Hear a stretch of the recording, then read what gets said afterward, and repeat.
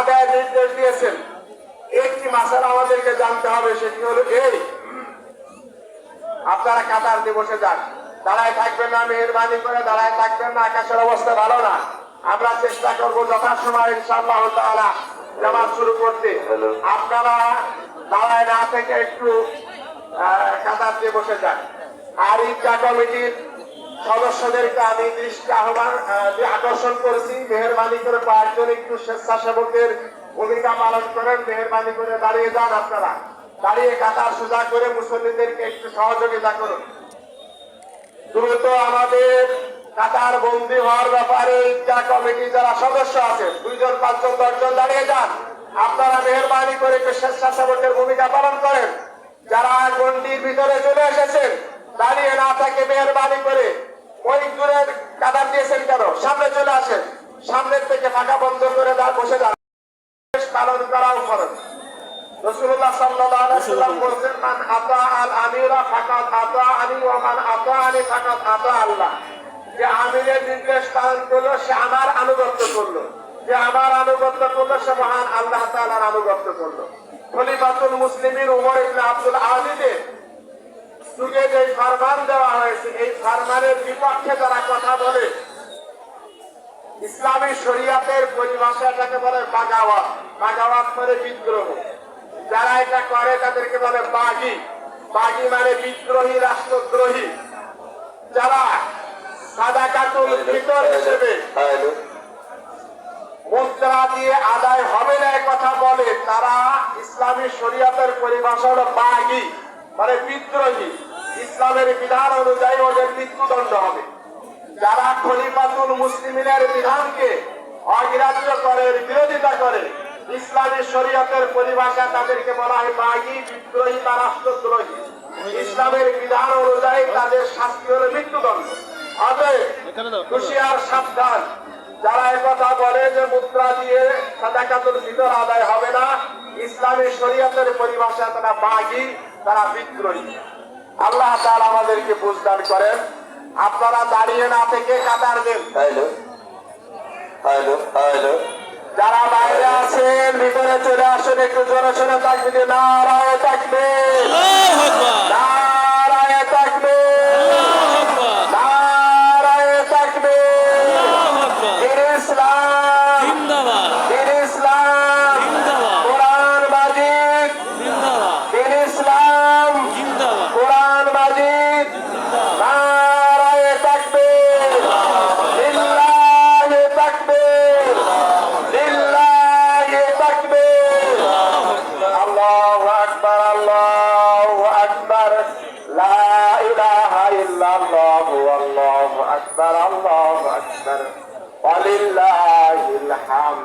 সম্মানিত উপস্থিতি, সংক্ষেপে আর একটু কথা বলি।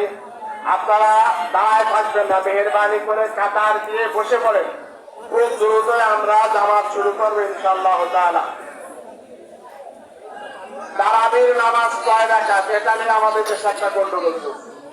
আমি সংক্ষেপে একটু বলি। তারাবির শব্দটা আছে বহু বছর, এর অর্থ আছে বিশ্রাম সমূহ। বিশ্রাম সমূহ প্রতি 4 রাকাতের মাঝে যে বিশ্রাম নেওয়া হয়, এই বিশ্রামের নাম আছে তারবিহা। 1 বছরের তারবিহা মানে 1 বিশ্রাম। এটাকে বহু বছর বলা হয়েছে তারাবি মানে বিশ্রাম সমূহ।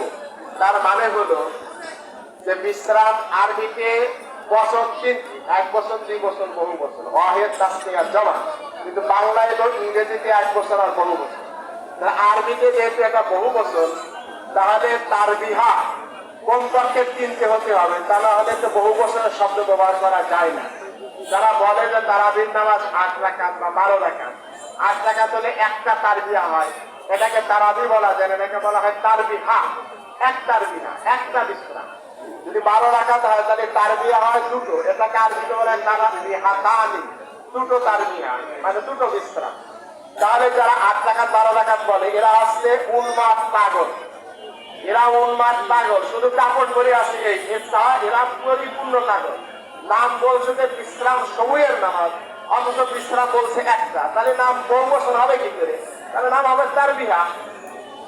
আর আরেকটি কথা আমরা যেটা আগে বলেছি, খলিফাতুল মুসলিমিন হযরত উমর রাদিয়াল্লাহু তাআলা আনহু, তিনি খোলাফায়ে রাশিদিন, তিনি যেহেতু এটাকে 20 রাকাত করেছেন, এইটার বিরোধিতা যারা করে তারা বাগী, তারা হচ্ছে বিদ্রোহী, তারা রাষ্ট্রদ্রোহী, তারা ইসলাম বিদ্বেষী, ইসলাম দ্রোহী। তারা ইসলামী শরিয়াতের আইন কায়েম থাকলে যারা 20 রাকাতের বিপক্ষে বলে ওদের মৃত্যুদণ্ড দেওয়া হয়। এরা বাগী, এরা বিদ্রোহী। আল্লাহ তাআলা আমাদেরকে বুঝদান করেন। কাতার দিয়ে দেন, সবাই কাতার দিয়ে দেন, যারা কাতার দিয়েছেন দাঁড়ায় যান, দাঁড়ায় যান। নারায়ে তাকবীর, নারায়ে তাকবীর। কোরআন মাজিদ কি, কোরআন মাজিদ কি, ইসলাম কি, শ্রীকোল ঈদগাহ ময়দান, শ্রীকোল ঈদগাহ ময়দান। নারায়ে তাকবীর, লিল্লাহি তাকবীর, নারায়ে তাকবীর। আপনারা পায়ের টাকনু এবং কাঁধ মিলিয়ে কাতার সোজা করে ফেলেন।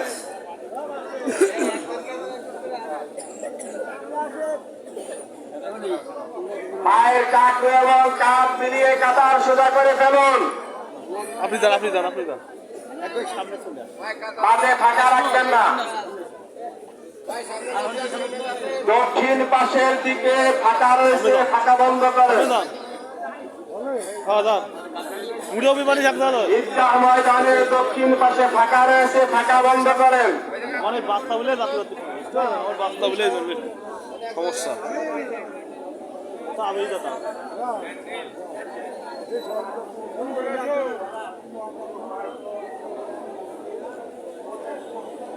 দেশের লোক নেই বলে, দেশের লোক বলে নেই, সবাই বলে। যারা ঈদগাহর মধ্যে ঢুকে পড়েছেন, মেহেরবানি করে সামনে, প্রত্যেকের সামনে দেখবেন, সামনে যেখানে ফাঁকা আছে ফাঁকা বন্ধ করে ফেলেন। আল্লাহ তাআলার অশেষ শুকরিয়া যে আমাদের ঈদগাহ ময়দানে বৃষ্টি হলো কাদা করে আল্লাহর রহমতে। এজন্য জায়নামাজ পা দিয়ে যে সংকোচ বোধ, এটা আমাদের নেই আল্লাহর রহমতে। আপনারা মেহেরবানি করে ফাঁকা বন্ধ করেন, ফাঁকা বন্ধ করে দাঁড়িয়ে যান।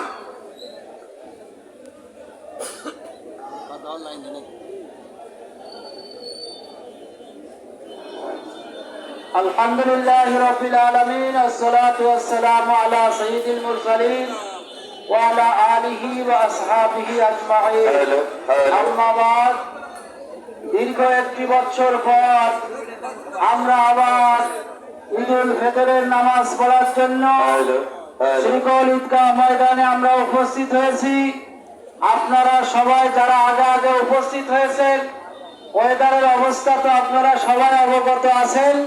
বৃষ্টি এখনো গড়ি গড়ি পড়ছে। এখন মানুষ বাড়ির থেকে বের হয়েছে, সামান্য সময় আমরা একটু অপেক্ষা করলেই মানুষ চলে আসবে, সবাই পথে আছে। আপনারা একটু ধীর স্থির ভাবে বসে, আপনারা সামান্য একটু ধৈর্য ধারণ করেন।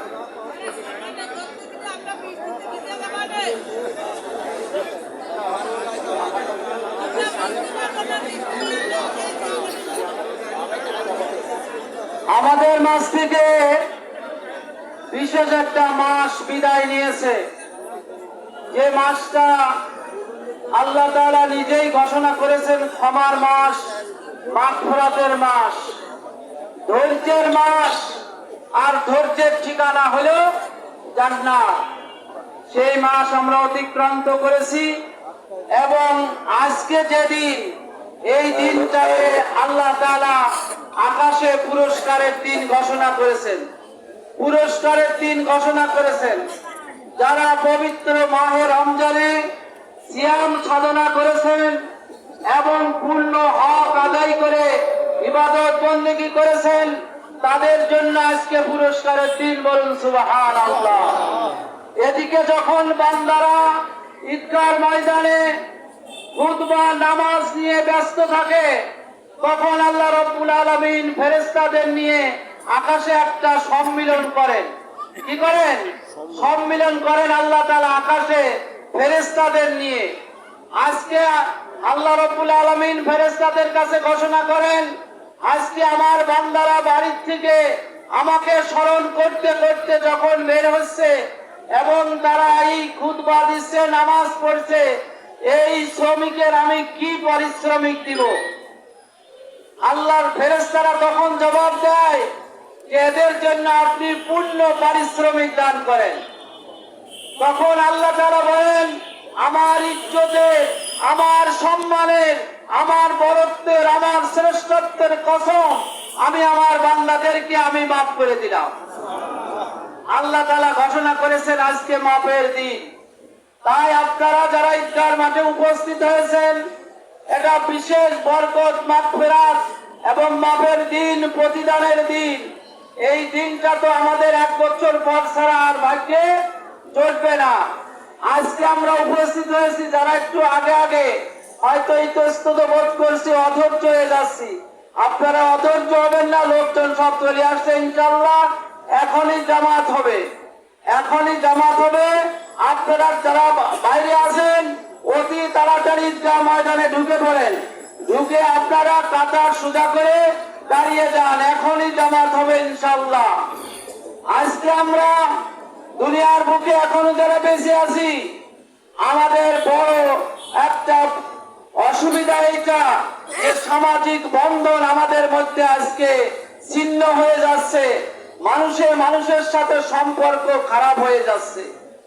অথচ যে ব্যক্তি, হাদিস শরীফে এসেছে, এক ব্যক্তি হাসরের মাঠে উঠবে, আল্লাহ তাআলার কাছ থেকে সে নিজের আমলনামা হাতে পাবে। আমলনামা হাতে পেয়ে সে আনন্দে আত্মহারা হয়ে যাবে যে আমি এত ইবাদত বন্দেগী করে দুনিয়ার থেকে এসেছি। যখন এইটা সে আনন্দ পাবে, তখন তার চতুর্পাশে এক শ্রেণীর মানুষ ঘিরে ধরবে, ঘিরে ধরে তারা বলবে যে তুমি তো দুনিয়াতে আমাকে কষ্ট দিয়েছিলে, আমার বিপদ করেছিলে, আমার এই প্রতিদান দাও। দুনিয়াতে তুমি আমার উপরে অত্যাচার করেছিলে, আমাকে মেরেছিলে, আমি কষ্ট পেয়েছিলাম, আজকের প্রতিদান চাই। একজন হত্যাকারী সে বলবে তুমি আমাকে দুনিয়াতে হত্যা করেছিলে, আজকে আমি এর প্রতিদান চাই। দুনিয়ার থেকে তুমি আমার কাছ থেকে এই ঋণ নিয়েছিলে, তুমি এই টাকা আমার পরিশোধ করো নাই, আমরা এর প্রতিদান চাই। এইভাবে চতুর্দিক থেকে এইভাবে যখন আহ্বান করতে থাকবে, তখন ওই ব্যক্তি আল্লাহর কাছে বলবে আজকে আমি এই প্রতিদান কোত্থেকে দিব? তখন ওই ফেরেশতা আল্লাহ তাআলা বলবেন তোমার নেক আমল থেকে এদের প্রতিদান দিতে থাকো। এরপরে তাদের হত্যাকারীর প্রতিদান দেওয়া হবে, যে নির্যাতিত হয়েছিল তার প্রতিদান দেওয়া হবে, যে কষ্ট দিয়েছিল তার প্রতিদান দেওয়া হবে। আপনারা তাড়াতাড়ি যারা পথে আছেন তাড়াতাড়ি চলে আসেন, যারা এখনো পথে আছেন তাড়াতাড়ি চলে আসেন, এখনই জামাত হবে, আপনারা তাড়াতাড়ি চলে আসেন, দেরি করবেন না। আজকে আসছেন কেন? তাড়াতাড়ি চলে আসেন। আপনারা একটু অনুগ্রহ করে একটু বসুন, সামান্য সময় একটু বসুন, সবাই বসে পড়ুন, বসে পড়ুন। হয়রানের কারণেই তো এটা হচ্ছে, অন্য কারণে তো হচ্ছে না। এটা কমিটির সিদ্ধান্ত ঠিক আছে। হ্যাঁ, চলে আসেন, আপনারা এখনই জামাত শুরু হবে।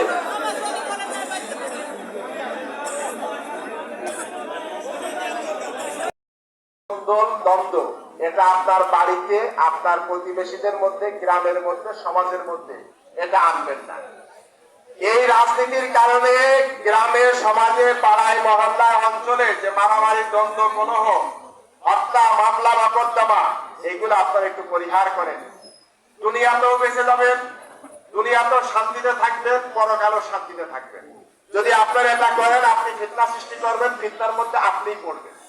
আজকে আপনি আরেকজনকে ক্ষমতা পেয়ে অন্যায়ভাবে আঘাত করবেন, দুনিয়াতেও হতে পারে যে আপনি যেদিন আমার ক্ষমতা হারাবেন আপনি প্রত্যাঘাতের শিকার হবেন। আর যদি দুনিয়াতে আপনি এটা না হয়, পরকালে কিন্তু আপনার এই শাস্তি পেতেই হবে, কোন রকমের ছাড় আপনাকে দেওয়া হবে না। আল্লাহ তাআলা কিয়ামতে এগুলোর বিচার করে ফেলবেন। সবাই দাঁড়িয়ে যান, আমরা শুরু করবো এখন।